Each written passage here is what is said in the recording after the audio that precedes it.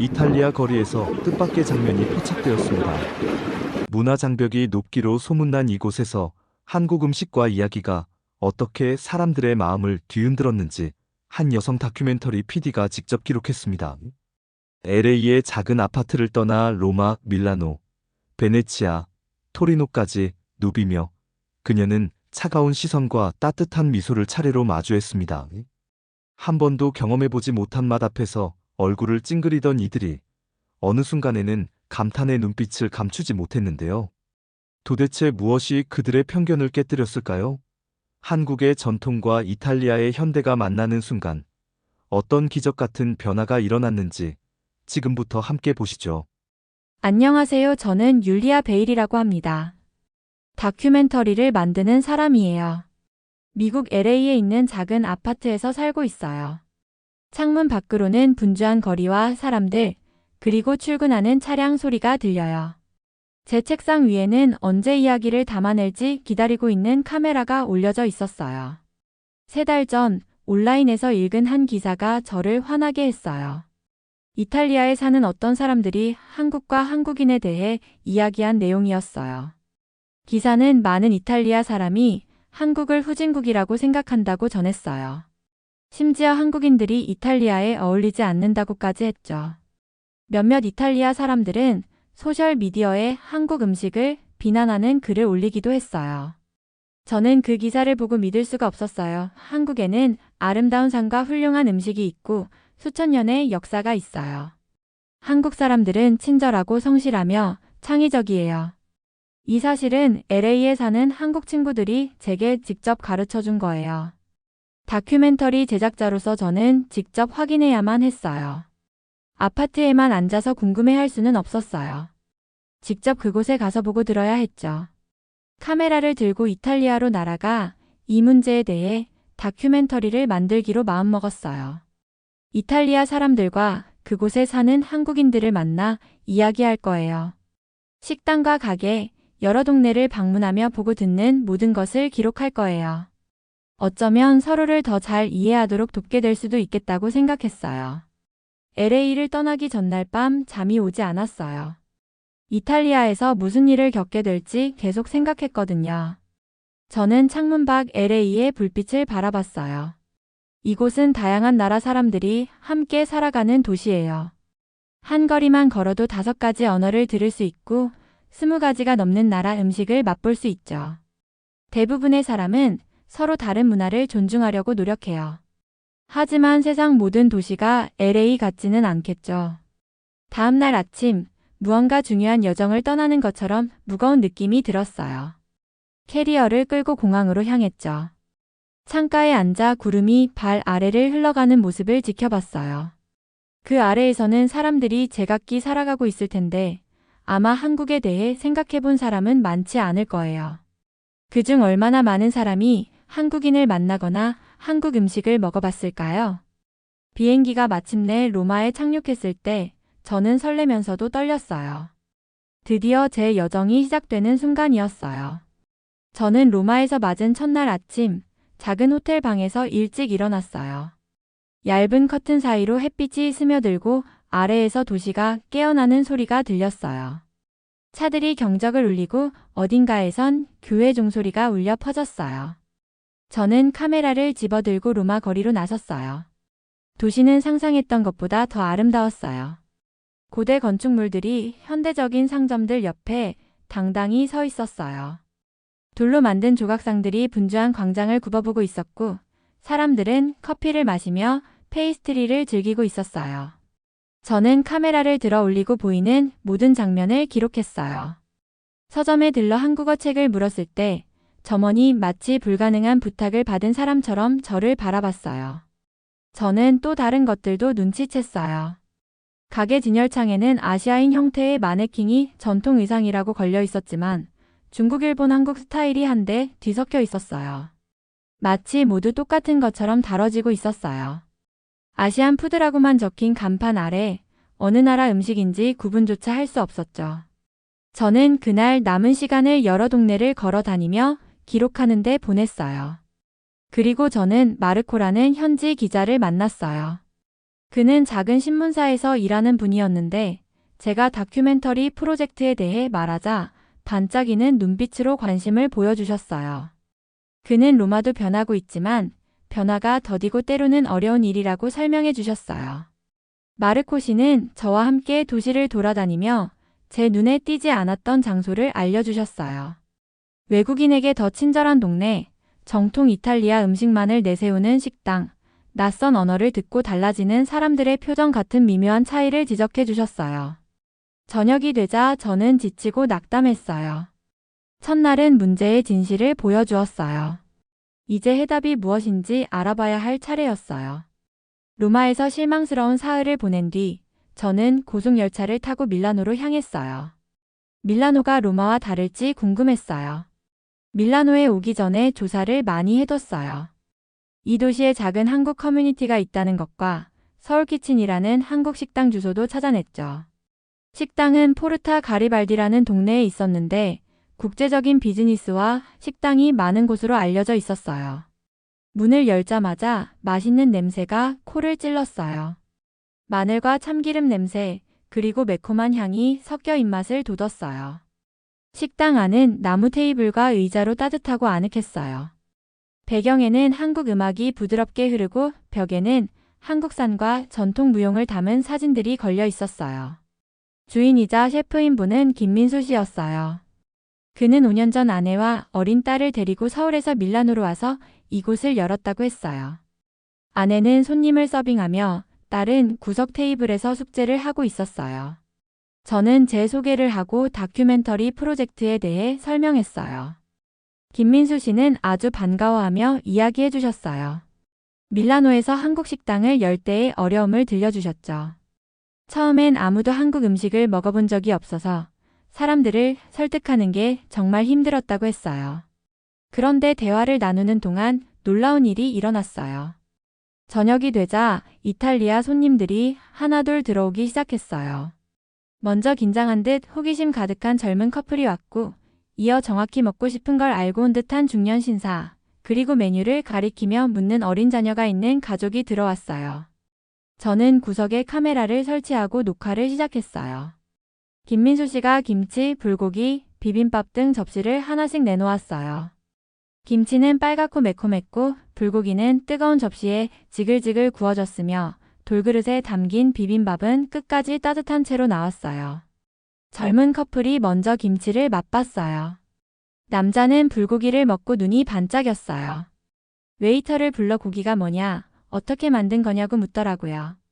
중년 신사는 조용히 먹었지만 저는 그가 한 입 한 입 즐기는 모습이 보였어요.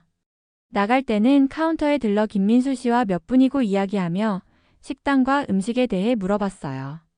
가족 손님은 보는 재미가 있었어요. 아이들은 처음에 의심하듯 젓가락으로 음식을 툭툭 찔러보더니 달콤하고 감칠맛 나는 맛을 보곤 신나서 먹기 시작했어요. 부모님은 아이들이 젓가락질하는 모습을 보고 웃으며 사진을 찍었어요. 그 중에서도 가장 인상적이었던 건 5명의 친구들이었어요. 시끌벅적 웃으며 들어온 그들은 와인 한 병과 여러 접시를 시켜 나눠 먹었어요. 처음엔 음식 이름을 이상한 모험처럼 농담하며 사진을 찍었지만 시간이 흐를수록 표정이 진지해졌어요. 재료와 조리 방법을 묻기 시작했고 한 여자는 김치의 역사와 한국 문화에서 김치가 왜 중요한지 물었어요. 식사가 끝날 무렵 장난치던 그들이 음식을 극찬했어요. 김민수 씨에게 칭찬을 아끼지 않고 이탈리아 다른 한국 식당을 추천해달라고 부탁했어요. 저는 흥분한 채로 카메라를 돌렸어요. 바로 이런 모습을 찾고 있었거든요. 한국 문화를 직접 경험하며 마음을 바꾸는 사람들. 음식이 두려움과 무지의 벽을 허물고 있었어요. 식당 소문이 퍼지며 이탈리아 사람들이 한국 문화에 더 호기심을 갖게 되었다고 했어요. 저는 카메라를 챙기며 처음으로 희망을 느꼈어요. 변화가 가능하다는 증거를 찾았으니까요. 한국에 대해 한 번도 생각해 본 적 없는 사람들이 이제는 더 알고 싶어 했어요. 밀라노는 저에게 희망을 줬어요. 이제 베니스가 제게 어떤 이야기를 들려줄지 기대됐어요. 밀라노에서 베네치아로 가는 기차 여행은 마치 그림 속을 달리는 기분이었어요. 저는 창가에 얼굴을 대고 분주한 도시가 조용한 시골 풍경으로 다시 마법처럼 물 위에 지어진 도시로 변하는 모습을 지켜봤어요. 베네치아가 다가올수록 자동차 대신 배가, 길 대신 운하가 보였고 건물들은 석호 위에 떠 있는 것처럼 보였어요. 베네치아는 제가 이제껏 본 어떤 장소와도 달랐어요. 수상 택시와 곤돌라가 운하 위를 알록달록한 물고기처럼 유영하듯 천천히 움직였어요. 건물들은 분홍빛, 노란빛, 크림빛으로 부드럽게 칠해져 있었고 잔잔한 물 위에 완벽하게 비쳤어요. 제가 묵은 호텔은 리알토 다리 근처에 있었는데 400년이 넘은 건물이라더군요. 작은 발코니에서는 조용한 운하가 보였고 물이 건물의 돌기단에 부딪히는 부드러운 소리가 들렸어요. 다음 날 아침 저는 베네치아의 한국 식당을 찾기 시작했어요. 밀라노보다 훨씬 어려웠어요. 베네치아는 규모가 작고 전통 이탈리아 음식에 집중하고 있었거든요. 대부분 식당에서는 피자, 파스타, 그리고 인근 아드리아 해산물을 팔았어요. 저는 좁은 골목과 다리를 따라 지도를 들고 몇 시간 동안 헤맸어요. 마침내 제가 찾던 곳을 발견했어요. 아카데미아 다리 근처 작은 골목에 숨어있던 김치에나 모레라는 식당이었어요. 이름을 보는 순간 미소가 지어졌어요. 한국어와 이탈리아어가 딱 어울리는 이름이었거든요. 주인은 안젤라 최 씨였어요. 한국계 이탈리아인으로 8년째 베네치아에 살고 계셨어요. 안젤라 최 씨의 식당은 밀라노의 김민수 씨 식당과 완전히 달랐어요. 전통 한식을 내오는 대신 한국 재료와 이탈리아 조리법을 섞어 전혀 새로운 퓨전 요리를 선보이고 있었어요. 안젤라 최 씨는 이 퓨전 식당을 여는 것이 인생 최대의 도전이었다고 했어요. 이탈리아 음식 평론가들은 관광객을 노린 장난이라며 관심을 주지 않았죠. 하지만 안젤라 최 씨는 실험을 멈추지 않고 레시피를 다듬었어요. 한국 향신료와 이탈리아 재료의 균형을 찾기 위해 수년을 투자했죠. 어떤 조합이 잘 어울리고 어떤 것은 어울리지 않는지도 직접 확인했어요. 그렇게 점차 안젤라 최 씨의 아이디어를 이해해주는 작은 단골 손님이 생기기 시작했대요. 저는 저녁 식사 시간에 식당을 촬영해도 되냐고 물었고 흔쾌히 허락해 주셨어요. 그날 밤 저는 구석에 카메라를 놓고 그녀의 움직임을 지켜봤어요. 식당은 바빴지만 무리 없는 손님들로 가득했어요. 지역 베네치아 주민들과 퓨전 요리를 알아보고 온 모험적인 관광객들이 있었어요. 그때 뜻밖의 로마에서 온 음식 블로거 일행이 나타났어요. 멋진 옷을 입고 값비싼 카메라를 든 젊은이들이었죠.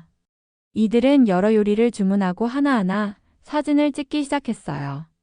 저는 블로거들의 표정에 카메라를 맞췄어요. 첫 맛은 의심스러웠지만 곧 눈이 커지고 놀라움으로 바뀌었어요. 김치 리조또를 맛본 뒤 서로 눈썹을 치켜 세우고 불고기 피자를 맛본 뒤 이탈리아어로 신나게 얘기했어요. 가장 극적인 순간은 시그니처 메뉴인 수제 파스타를 맛볼 때였어요.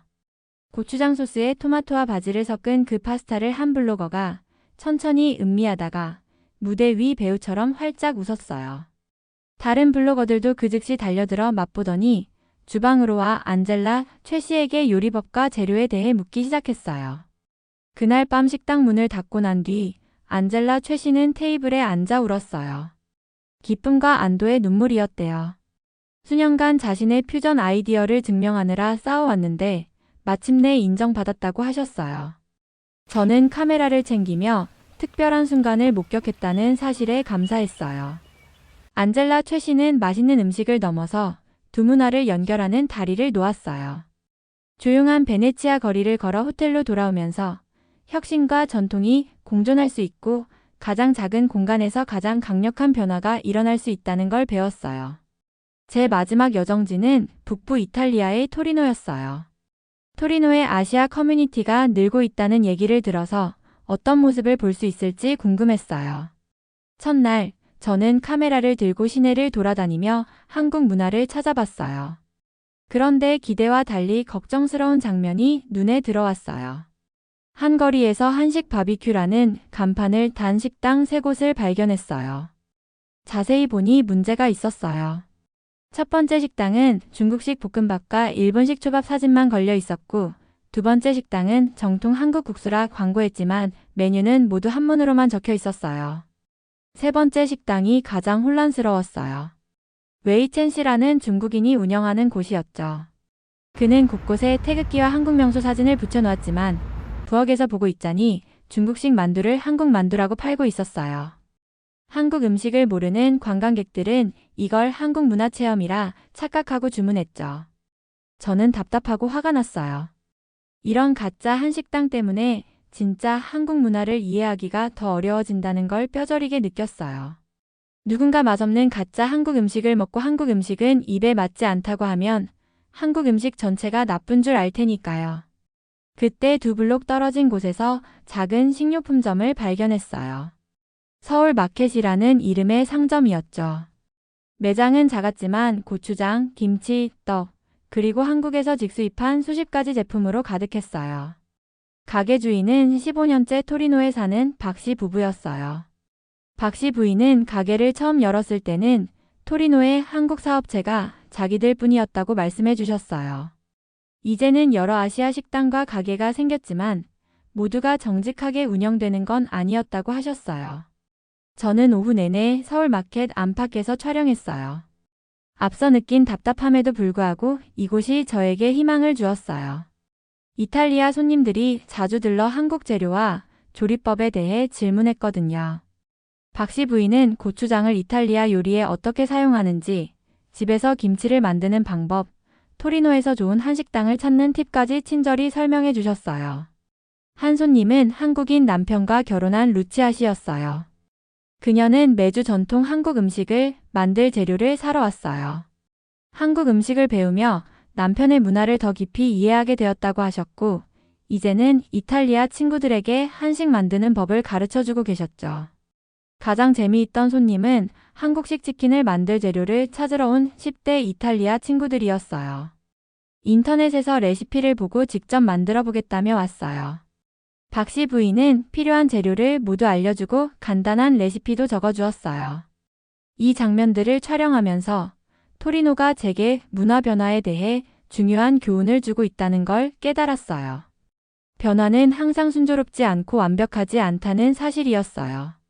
어떤 사람은 단기간에 돈을 벌기 위해 문화 코드를 모방하려 하지만 다른 누군가는 진정으로 이해하고 존중하는 마음으로 문화를 알리기 위해 노력하고 있었죠. 저녁 무렵 다른 지역을 걷다가 길거리 음식 축제를 발견했어요. 수십 개의 가판대가 세계 각국 음식을 팔고 있었는데 그중 한국 가판대도 있었어요. 떡볶이와 한국식 핫도그를 만드는 민정 씨라는 젊은 한국 여성이 운영하고 있었죠. 저는 호기심 가득한 손님들에게 떡볶이의 매운맛을 설명하는 민정 씨 모습을 지켜봤어요. 가짜 한식당과 진짜 한국 가게가 보여주는 대비는 극명했어요.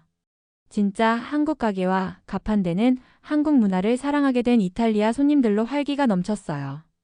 토리노에서의 마지막 밤, 저는 카메라를 들고 도시를 걸으며 그동안 본 모든 것을 떠올렸어요. 토리노는 변화가 어지럽고 복잡하다는 걸 알려주었어요. 그날 밤 장비를 정리하며 저는 집에 갈 준비가 되었다는 느낌이 들었어요. 이탈리아 사람들이 한국 문화에 대한 태도가 어떻게 변하고 있는지 완전한 이야기를 들려줄 충분한 장면을 모았으니까요. 문화의 경계를 넘어 서로를 이해하려는 진짜 사람들의 복잡한 이야기였어요. 어떤 사람은 아름답게 성공했고 어떤 사람은 크게 실패했어요. 하지만 방향은 분명했어요. 이탈리아는 한 번에 하나씩 진짜 경험을 통해 한국을 조금씩 알아가고 있었어요. 이탈리아로 떠났던 3주 전과는 전혀 다른 비행이었어요. LA로 돌아가는 비행기 안에서 저는 더 이상 긴장하거나 걱정하지 않았어요. 대신 집에 가서 다큐멘터리를 편집할 생각에 가슴이 설레었어요. LA를 떠날 때 저는 온라인에서 본 부정적인 태도에 화가 나 있었어요. 그런 편견이 잘못되었다는 걸 증명하고 싶었죠. 편견과 무지를 바로잡으려고 마음먹었어요. 하지만 이탈리아에서 만난 풍경은 훨씬 복잡하고 더 희망적이었어요. 한국 문화를 부정적으로만 보는 사람이 있었지만 진심으로 호기심을 가지고 배우고 싶어 하는 사람도 많았어요. 문제는 이탈리아 사람들이 한국을 싫어하는 게 아니라 제대로 경험해 볼 기회가 없었다는 거였어요. 제가 만난 한인 사업자들은 이탈리아 문화를 거스르는 대신 그 안에서 한국 문화를 나눌 방법을 찾고 있었어요. 다른 사람들도 선입견을 넘어서 서로 다른 문화의 아름다움을 발견하도록 영감을 주길 바라요. 결국 다큐멘터리 제작이란 세상을 새로운 시선으로 바라보게 돕는 일이니까요. 오늘의 사연 어떠셨나요? 오늘 이야기가 재밌으셨다면 구독과 좋아요를 부탁드립니다. 시청해주셔서 감사합니다.